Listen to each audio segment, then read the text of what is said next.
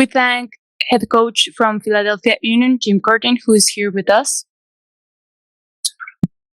Yeah, thank you. I thought overall tonight we started the game in the first 15 minutes the right way. I always think it's important when you're in an elimination competition. Your first game kind of sets the tone for how the tournament will go. After we got our goal, and then a second goal, we kind of thought it was over or thought it was going to be comfortable or easy. And obviously came out in the second half with a really, really disappointing start. They punished us. Tijuana, a good team, punished us even down a man. Obviously needed Andre to make a big save to bail us out in a big spot. But overall, started to play a little bit smarter after that.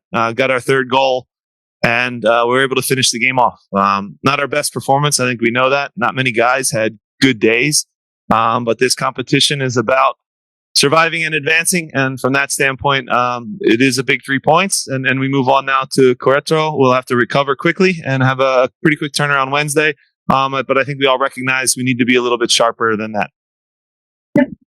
Jim, is it a similar feeling to the Miami game here, where you guys came away disappointed from it? It felt like, obviously, the second half stretch and maybe a few more chances going in probably would have made a more favorable performance in your eyes? Yeah, I think I sit up here. I can't get too angry. We had an expected goals of almost 6, so it wasn't a lack of chances. So but I think we had a lot of immature moments on the field where we just went brain dead, and you get punished against good competition. And again, credit to Tijuana, even down a man, they pushed, got themselves back in the game. A second red card happens, and we need to be a little bit smarter. We were turning balls over in bad spots, passing when we should dribble, dribbling when we should pass, shooting when maybe we should slip a through ball, and then, just making bad decisions in front of goal. So overall, we know we need to get better. It is kind of a good thing that there's a lot of room for improvement for our group now. Play ourselves into the competition now and set ourselves up in a good spot. If we take care of business and control things against Querétaro, we go through as a top seed, which means we stay in this building, which you guys know the record. We're pretty good here. Big bold red cards, all just chaos. It happens. It happens. I think, I think that the only one that was maybe questionable is their second red. Maybe that's a yellow, I would say. But if you look at the penalty call, I think is right. I think it is a red card on that situation. I think he gets the Mbaizo call right. That's a penalty as well. While there was a lot of big moments and chaos and craziness, I think the one maybe is the second red card. Maybe it was a little harsh. But other than that, I thought it was okay. But it was crazy, no question. Don't play 10 versus 8 too often. Other questions, Larry?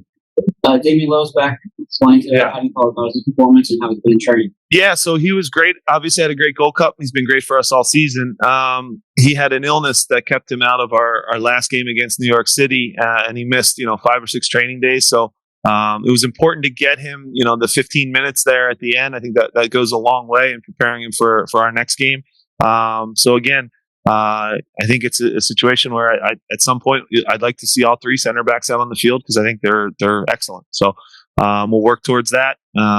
Good for him to get back in rhythm, but great player.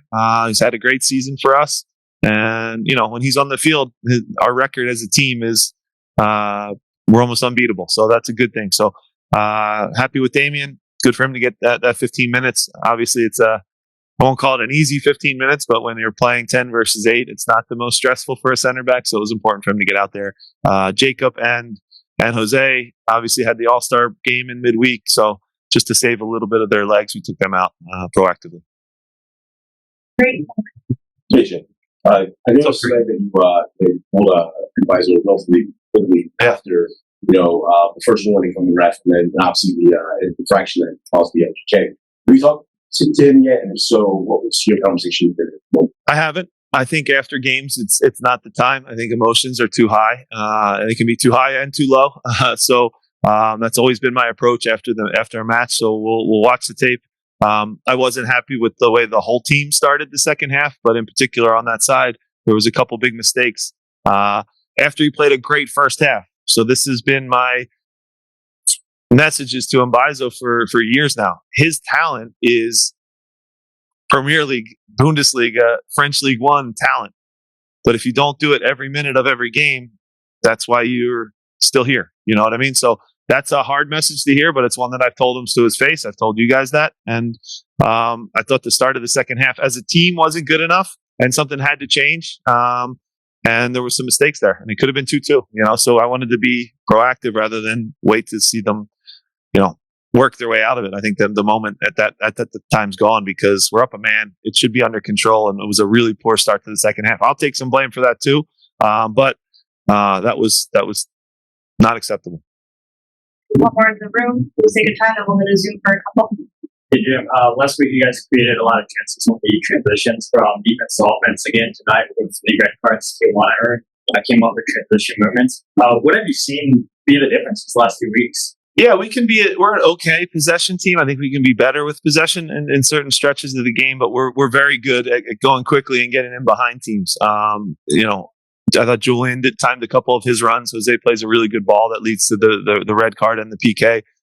That's the most stressful and pressure-filled thing for any center back. When you turn and face your own goal and there's a striker breathing down your throat and you have decisions to make, it's really difficult. So we put them in that situation several times tonight. 2 of them caused red cards and a PK. So, that's something that is still our kind of bread and butter, winning the transitions. That's what we're great at. We're good defensively, and I like how quickly we can go from defense to attack. Still can find a balance of keeping possession and hurting teams 2 different ways, but certainly transitions tonight were decent. So we're going with Dylan Butler. Hey Jim, congratulations on the win. Two-parter for you. Obviously, you said you're disappointed in the way the team played, but of the MLS teams in this competition, you probably have some of the most experience in these type of matches. How big is that? Maybe if it didn't completely show tonight, just even 2 going forward. And secondly, it's a little bit of a broken record, but as you mentioned, right, Dre kind of bails you out there. If that goes, who knows what happens. What did you think just of him in that big moment again? Yeah, when you look at the core group of guys that we've been able to keep together, and you talk about playoff experience together, Champions League experience together, cup play, elimination games, they've played together in a lot of these type games. And while they're not always going to be perfect or easy or beautiful to watch, they know how to survive and advance and get on to the next game. So tonight was about that. I thought they did a good job. Our goalkeeper is the best in the league. I think that's clear. To anyone except maybe the All-Star team, but he's incredible, and we're really lucky to have him. He made some big saves tonight. Obviously, the PK at that moment can really change the game, and he made a big play for us because if it goes 2-2, you're in a scramble and you're in a real dogfight, and you've given them a lot of belief. So can't say enough good things about Andre. Another incredible performance, even in the first half, 3 or 4 saves that he makes look easy that aren't easy. I'll just say that. So. Special player, and I hope he wears a Union jersey for the rest of his life. We'll have last question with José Núñez. Última pregunta con José Núñez. Good evening, Jims. Congratulations on the win. Quick question, I guess 2-parter for you. Would love to hear from you about Jesus Bueno's performance. Obviously stepped up and really stepped into his role coming off the bench. And then also, you talked about rotation a lot these last couple of weeks, especially with the tournament. What does it look like going into Wednesday with a quick turnaround? Yeah, Bueno's been incredible this season. Starts with a great preseason. He's had hard decisions go against him, and he's playing against a really good midfield too. There's a lot of good players in our midfield, so it's tough to get yourself in. But rather than putting his head down or sulking or complaining, he just worked harder and harder in training every day. And now he's a guy that the staff totally trusts and believes in, and he's playing excellent. I thought probably could have had 2 or 3 goals tonight as well, and did a good job on the offensive side.